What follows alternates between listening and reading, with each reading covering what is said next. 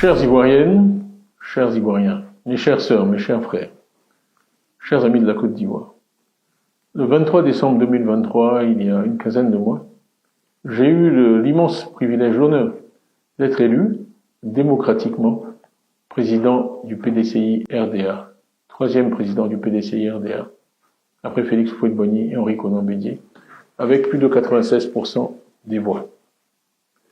Depuis cette élection, et même avant, je me suis attaché, vous m'avez vu partout, à travailler sans relâche, à sillonner notre pays. J'ai eu des dizaines, des centaines de rencontres avec toutes les couches socio-professionnelles du pays, toutes les catégories sociales, ethniques, pour développer un diagnostic réel et précis de l'état du pays et surtout, avec l'aide de tous les cerveaux du PDCI et au-delà, faire des propositions, développer un programme pour améliorer la santé pour tous en Côte d'Ivoire, pour donner à tous nos enfants l'éducation et les opportunités que l'éducation offre, les opportunités qu'ils méritent, pour que l'état de droit règne, pour que la paix règne, pour qu'on n'ait plus peur. J'ai dit tout cela. Et j'ai été très heureux la semaine dernière de voir que les militants du PDCI m'ont récompensé pour le travail que j'ai fait en m'accordant leur suffrage. On a eu 93% de participation, un jour de semaine, ce qui est très significatif. Et surtout, j'ai été désigné comme candidat du PDCI à l'élection présidentielle avec un score de 99,5%, supérieur même aux 96% que j'avais obtenu auparavant. Et je ne vous cacherai pas que vraiment cela m'a fait très plaisir. Par ailleurs, j'ai eu l'honneur aussi d'être désigné par les présidents des partis d'opposition, de 25 partis d'opposition, comprenant Madame Simone Gbagbo, ancienne première dame de Côte d'Ivoire, M. Afine Guessan, ancien Premier ministre, M. Olegoude, ancien ministre, et beaucoup d'autres, comme coordinateur de cette plateforme que nous avons nommée Coalition pour une alternance pacifique en Côte d'Ivoire, ce qui pour nous est très important. Le troisième élément que je veux noter, après ma désignation comme candidat, le leadership de l'opposition à travers la CRPCI, est quelque chose qui vient, en fait, que je viens de découvrir. Nous avions organisé un sondage avec une organisation de renommée mondiale pour connaître l'état de l'opinion aujourd'hui à quelques mois de cette élection présidentielle. Et les résultats sont disponibles depuis cet après-midi, en fait, par coïncidence. Et donc, ils indiquent un certain nombre de choses, mais je vais en relever deux. La première, c'est la popularité des leaders politiques, qu'on mesure traditionnellement en comparant les opinions favorables, les opinions négatives. J'ai l'honneur de vous dire que je suis en tête de ce sondage, et très largement, avec un solde très positif. Devançant l'ancien président de la République, M. Gbagbo, qui est deuxième dans ce classement. Nous allons diffuser tous ces résultats, vous y aurez accès, parce que nous croyons beaucoup dans la transparence. Mais le deuxième point qui est le plus important, c'est qu'on a demandé aux Ivoiriens, dans un deuxième tour d'élection présidentielle, entre M. Alassane Ouattara et moi-même, pour qui il voterait, et je l'ai emporté par 57% contre 41% pour M. Alassane Ouattara. Donc, plus de 15% d'écart.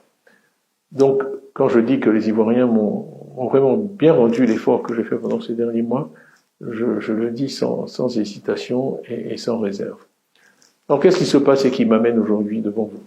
C'est que j'ai appris qu'une décision de justice, tribunal de première instance, a décidé que je sois radié de la liste électorale, ce qui m'empêche d'être candidat à l'élection présidentielle.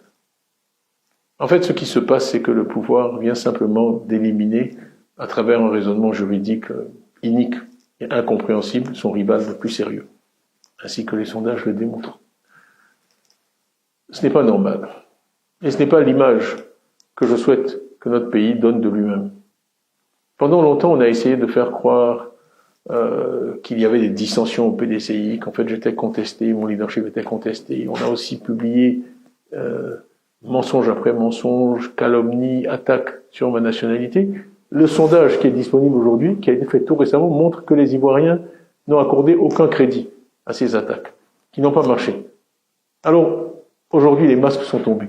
Puisque ces attaques n'ont pas marché, et que malgré tout je fais la course en tête, il fallait tout simplement m'empêcher d'être candidat. Ce sont des militants du parti au pouvoir qui ont démarré ces procédures infondées contre moi, représentés par des avocats du parti au pouvoir, portant ces procédures devant des juges nommés par le parti au pouvoir. Et donc voilà plutôt la décision à laquelle nous sommes confrontés ce soir. Je trouve que c'est malheureux. Notre pays a connu toutes sortes de difficultés dans des périodes pré- ou post-électorales, et je crains qu'une fois de plus nous soyons au bord d'une crise.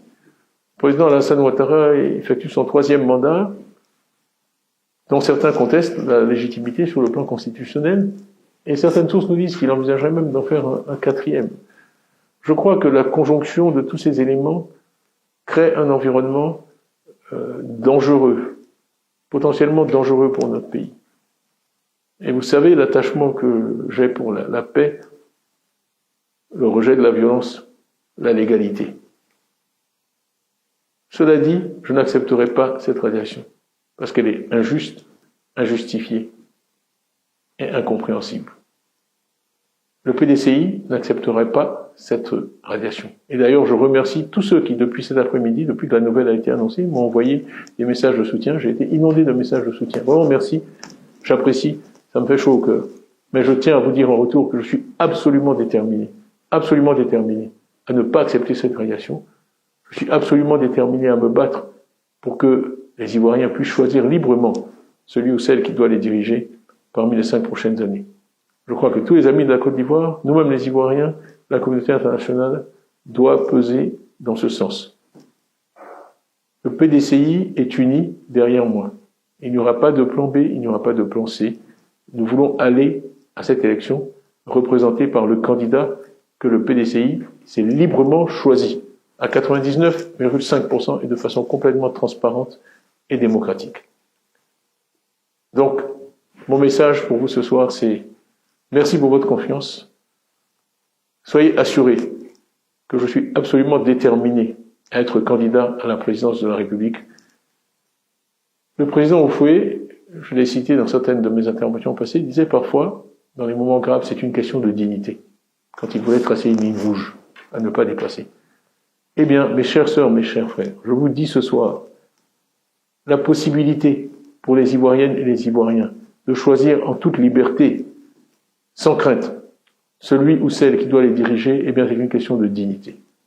Vous pouvez compter sur moi pour mener ce combat, et je ne doute pas qu'à la fin de ce combat, vous me porterez, par vos suffrages, de façon démocratique et libre, à la présidence de la République, pour mettre l'homme, le capital humain au centre de notre projet, comme le PDCI vous l'a promis et comme je vous l'ai promis. Je vous remercie pour votre attention et je vous dis à très bientôt.